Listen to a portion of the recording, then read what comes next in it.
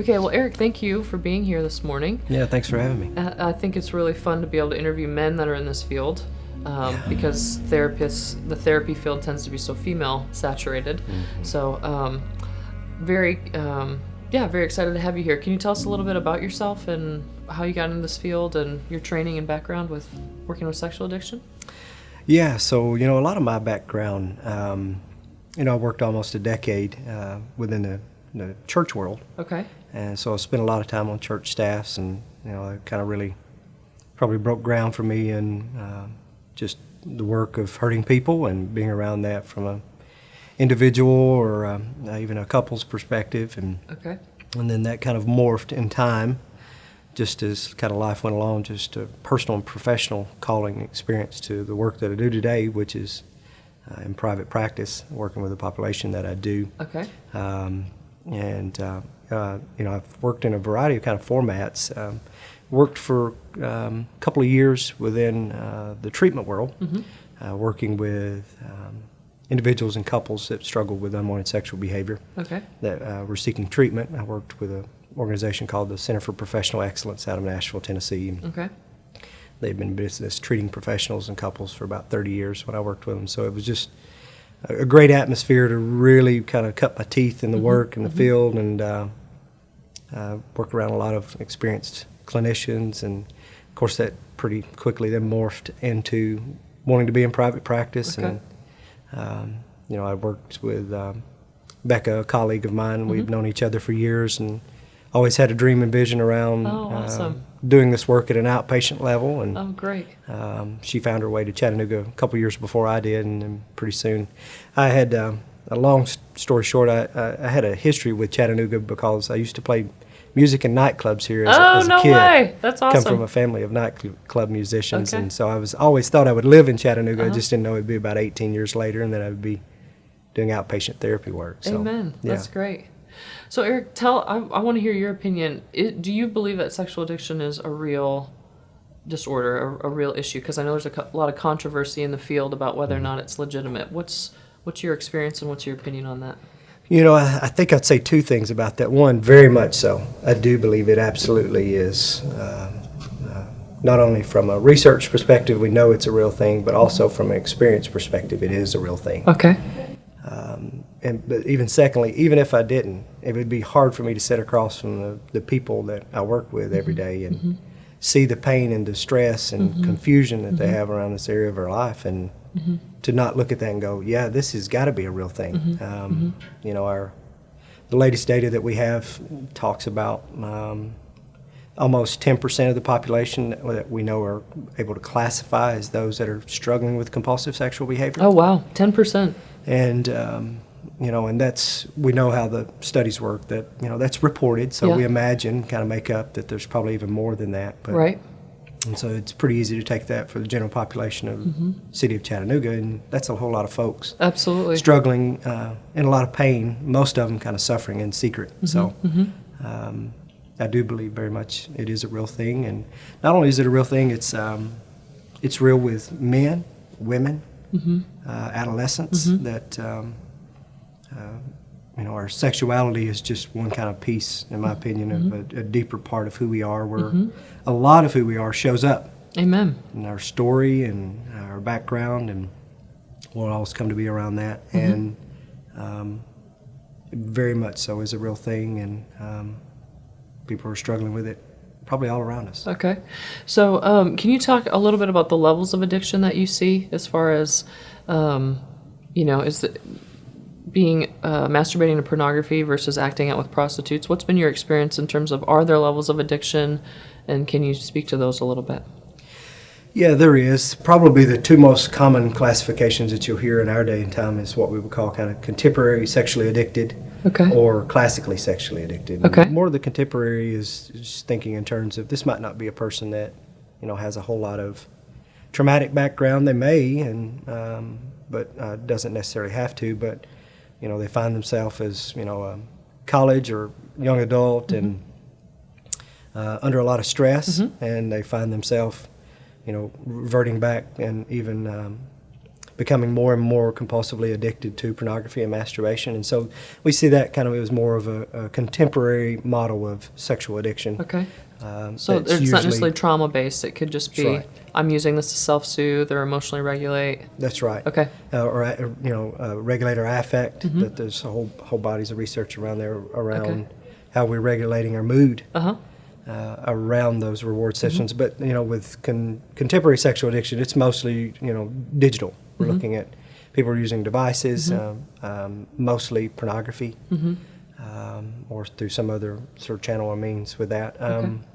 The other one is more of what we would call kind of classic pornography addiction. These are going to usually kind of cross more of the flesh line of where they're going to have acting out behaviors that include face-to-face interactions with people. They're probably going to struggle at some point in the continuum also with pornography too. Okay. But the more classical model has things that we would consider more traditional forms of acting out. So this is classical Yeah. sexual addiction? Mhm. Okay. Yeah, Okay. that's kind of what we've classically known and seen as someone that Okay. struggles with a sexual addiction. It's not just pornography that, they're meeting anonymously to hook up with people. They're kind of Okay. acting out in ways that are a little bit more high risk behaviors for them. Include more of anonymous hookups, affairs, seeking out, paying for sex, Okay. commercially. Seeing that kind of context. That's more of a classical form of that. Okay. How would you differentiate between having a high sex drive versus being addicted? Well, probably for me, what I would say that I see the most is around pain and distress. Okay. That people that just like to have sex, that at some point, it's a pretty integrated concept for them. It's not something that leads to a lot of secrecy or a lot of problems within the context of relationships. It's an integrated thing. People know about that. It's part of who they are. It's part of the relationships they have. But when it shifts over into something else, which is problematic unwanted sexual behavior, it's usually got the kind of chronic progressive nature over time. Okay. We see people that are continuing to more and more take more risks, keep more secrets. Ah, okay. So just hiding and kind of getting into deception or... Yeah, Okay. and kind of more kind of acting out in ways that are not congruent with their own values. Yeah. I see that a lot. Yeah. And that starts to create a sense of pain. Okay. And people start to realize that, hey, there's something happening here, and I can't stop. And even in situations where that is kind of the last thing to come on board for a person, their partners begin to bring up that, hey, this is distressing for me. Something's going on here, and I don't know what to do about it, and I don't know what we need. And so that, to me, begins to kind of differentiate with that. Okay. And with that, a couple of key markers for me, because one of the things people often ask that very question of, If I like to have sex 3 times Yeah, a day yeah. versus I'm Yeah. hooking up with 3 different people a day. Right. Right. And to me, it's less about sex and sexuality and more about 2 concepts: Okay. preoccupation and unmanageability. Okay. That very much so is present with people that are struggling with it at an addictive level. Okay. And become really distressed. That these are folks that are struggling to focus throughout their day, Okay. whatever that is. They're just whether it's- fixated on... Yeah. Okay. That there's kind of an internal obsession that builds and gets worse over time. Okay. And that eventually that internal preoccupation shows up in their behavior. Okay. And it begins to make things unmanageable. So if I'm in the middle of my workday and I need to quit what I'm doing so I can go seek out something in a hotel room for an hour, Yeah. something like that. That somewhere along that way it leads to unmanageability for people, and that's when they start to kind of really cue in, like, hey, something's happening here. I don't. This is getting worse, or something's up. Okay. And so that for me is kind of the line in the sand that every in our field, one affair does not a sex addict make. Right. Right. And that, but when it starts to really drift into a lifestyle that's around preoccupation and creating kind of growing levels of unmanageability, then we got something that needs some attention. Okay. Eric, tell me a little bit about treatment and how long recovery takes. Like if I'm struggling with sex or porn addiction, what does treatment include, and how long should I anticipate that'll take? Yeah. That is probably one of the most often questions that people ask, particularly when couples come in first around this and they're kind of in the early treatment process. we know from just research and experience, and again, this is probably going on probably 35 years of clinical experience around what does treatment look like, and we know the people that are successful with achieving their goals and remaining abstinent from the behavior that they want to remain abstinent from, and continuing to deepen in levels of intimacy in their life. We know that there's some things that they do that make them successful. And timelines for treatment is a big question, and there is some data that supports usually around a 3 to 5 year process to really begin to feel like, usually within a year or year and a half, people are feeling a deep sense of stability. We've kind of started to settle the dust cloud that's kind of gotten kicked up around all this stuff when people come in, which is often pain is the biggest probably precursor that begins to drive people into therapy, and take some time to limit the damage from all that behavior, and create and cultivate some culture of support around the person. And so that stability period usually has a time frame on it, and it's hard to put the work in bookends of time, but typically people are looking at about a year and a half to really feeling some stability and support networks that are starting the path to creating kind of a new lifestyle around this, and bringing that all into the light. And from there, the long-term work, which sometimes it's helpful in our work to even let people know that we're thinking 3 to 5 years down the road, we want to be looking at what it's going to take to get you there. Because a lot of people that we see are coming in saying, Eric, I've been struggling with pornography most days of the week, multiple times a day since I was 12, 13 years old. And so you're looking at decades worth of struggle, and so it's helpful to kind of see that there's a long-term process that got you here.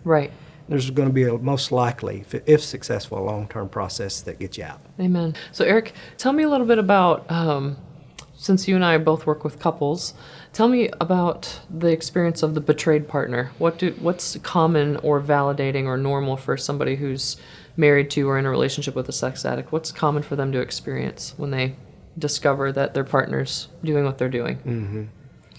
There's a phrase that usually come up, and it's always part of the work that's pretty sad for me, and it's that they say things like, Eric, I feel like I'm going crazy. And what they're referring to, and they just don't have the words for it yet, is they start to say things like, I notice that I'm really feeling reactive, that I just heard the garage door open up and all of a sudden my heart started racing. And I started reacting very angrily to just the slightest of things. Or oftentimes partners will say, I'm really struggling to sleep, or I'm waking up with nightmares. Or partners will sometimes say that, I can't go out in public with my partner because I'm all just consumed with what are they thinking, where are they looking, what's going on, and what I know, what I don't know. And so it's very helpful for us clinically to see that work as post-traumatic stress. It just comes at it from a different form than what we've classically seen or known it. So PTSD is what you're... Yes. Yeah, PTSD, yes. Okay.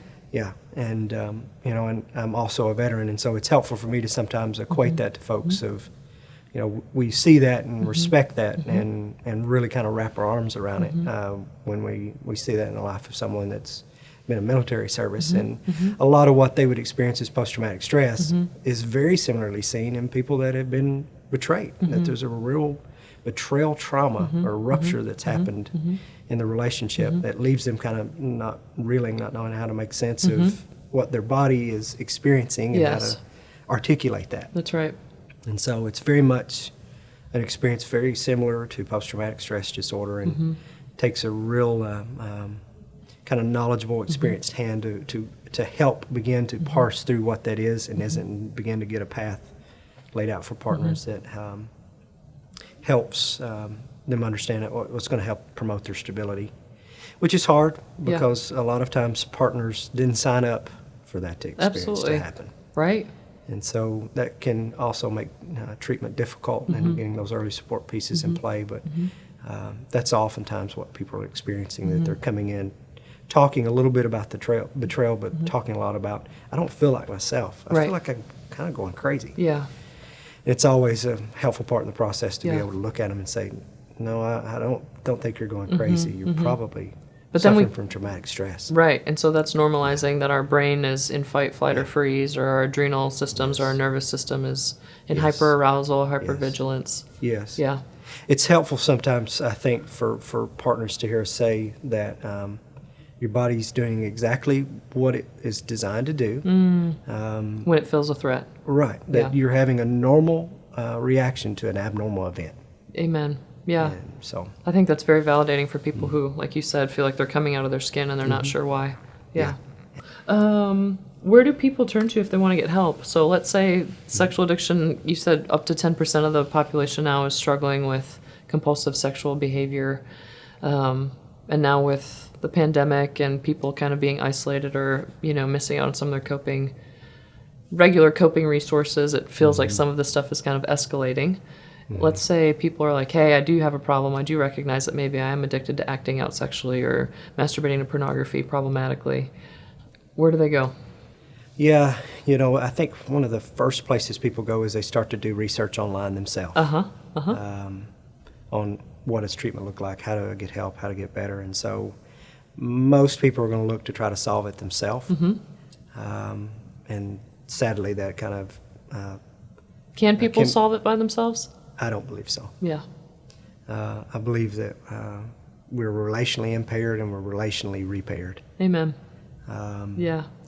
But people often do try and do have some sense of success with that. It's usually short term, and it's usually kind of driven by a partner's pain, that eventually spilling over into, hey, I really need you to get help, and some of that comes through forms of ultimatums. So people start to get busy looking for help, and they go through looking online, and then they source that the opportunity, and then that I find usually leads to, if they have some type of faith community, then they're knocking on the doors of the people of their church or people that are in leadership around them, and they're starting to seek out help there. Sometimes that can be very helpful when those people in the community have access to those that specialize in it, can help connect with that work. And sometimes that's difficult because people in those roles can easily find themselves feeling overwhelmed. Sure. And sometimes the clients that are needing the help often feel like they're not receiving kind of the full gamut of support that they need around that. And so that begins to kind of pretty much escalate into higher levels of care. Sometimes people's escalation are so big that it starts out with treatment, that at some intensive outpatient level or outpatient, and because of the volatility that's associated with unwanted sexual behavior. Usually when things blow up, it blows up big, and it blows up bad, and it blows up quickly. Right. And so you can get that trickle down sometimes from people going from a higher level of care and then coming in an outpatient level from there. But most commonly it's following the route of, hey, I'm doing some research online, I'm reaching out to people that I trust in my community because this is something I have a whole lot of shame about and I've never really talked about, so I'm going to go to my pastor. Yeah. Yep. Or in that research, if they're not of a faith community, then they research and they start calling. And they're looking for people that are specifically working in that and have some expertise in that. And then from there, they find themselves working with a therapist and coming in our doors. Yeah. Okay. Thank you. Yeah. I think the message of hope for people in addiction and disorders and all sorts of dysfunction is essential, not only for the partner, but for the person who's struggling if they really do want to get well. Do you believe it's possible to get well from sex addiction and porn addiction? Absolutely, I do, wholeheartedly. That our bodies and brains were designed to heal, and I even believe our souls, that there's very much a lot of hope. And people ask me that all the time. And then usually the next question is what's the statistical chance of that? Yeah. Right. And that, there's just not a lot of data around. Right. But what I can say and see out of a lot of people that I work with is that when a person has a capacity to be honest with himself, Yes. and a willingness to get help, there's a whole lot of change that can take place. Right. People and marriages are way more resilient than I think we give them credit for. And when people feel like there is help available, they will go through a lot. And very much hopeful process. People can get help, not only through therapy communities, but most large metropolitan cities, and Chattanooga is one of them. There's lots of what we would call 12-step fellowship communities. There's people all around us that are recovering from this, much like we would consider AA and Alcoholics Anonymous, that there's recovering communities for those with unwanted sexual behavior, and people are experiencing happiness and joyousness and freeness from the unwanted sexual behavior that they're struggling with. Amen. Just takes time and a willingness to work, and there's some real reasons why those are obstacles for people. Yeah. So you believe that if people really want to get well, they will, and they can.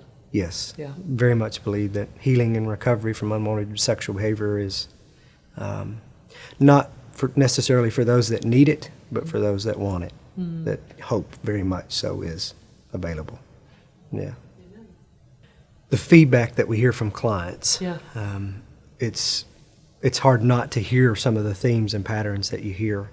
And usually when I am working with a couple or I'm working with an individual, I'm not the first place that they've stopped for help. Right.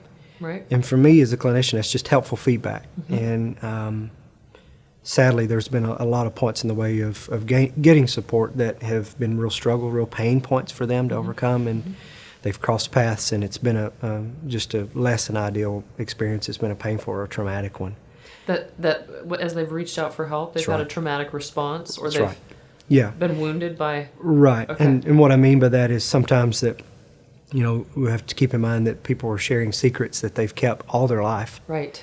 And so it's really big and scary and risky to even open that closet door. And sometimes for a person to do that, it's not been received very well. Right. And I hear these themes that are throughout our work where people come in and they say, we've worked with people over the last 10, 15, 20 years off and on. And, we work through the gamut of, we just need to work on our sex life. That if we do that it'll work. And, and in some instances, it exacerbated the issue. Right. And made the partner's betrayal even worse. And their struggles with body image and their own sense of sexuality even became more ruptured and traumatic because of some of those feedback. And that's been one thing that has been as consistent, that has been troubled advice that people have gotten along the way that is hard to kind of help parse that through. And another one is that, it's just some fact and semblance of their own spiritual relationship with God, and that if they just got that right, everything would be okay. Yes. And while, personally, I believe there's a lot of truth to that. Yeah. It misses the piece needed that's often for recovering people if they need a healing community around them, a culture of support where they can be rigorously honest with what's going on in their secret life. Right, not shame or religiosity or legalism. Right. Yeah. That's right. Yep. And for them to have that is very healing. But oftentimes along the way, they're already deeply convicted about the incongruence of their behavior and their beliefs anyway. Right. And that to kind of have that obstacle given back to them along the way just kind of further increases struggles people have with the shame around it, and can even make the shame toxic at times. To where it's hard.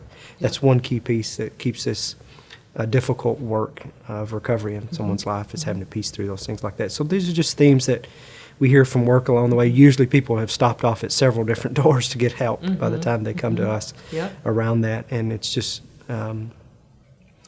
helpful to kind of keep that in mind, and partners as well, for partners of those struggling with sexual addiction, that they're usually the first to come in the door. Right. And they're oftentimes coming in without the person that struggles with the unwanted sexual behavior. And so being able to see all that in context of what happens in and around a sexually addictive environment is helpful, and to sometimes understand and see things more broader than what we would just say is, this person's just struggling with anxiety or depression. Right. Instead of being able to kind of see things holistically and wonder why they're having anxiety around that. Yep. And could it be connected to something in their relationship that they've experienced a real rupture, and maybe we need to shine some light on that. So that's just things that I've just personally, it's you can't help hear that from folks. And it's just important to keep in mind within the work that we do with people, and just the vast amounts of people that we see, that we're coming in contact with folks every day that have experienced some kind of rupture or betrayal in their relationship, or they've struggled with unwanted sexual behavior or sexual secrets, and we got to find a way to be able to get that in the light.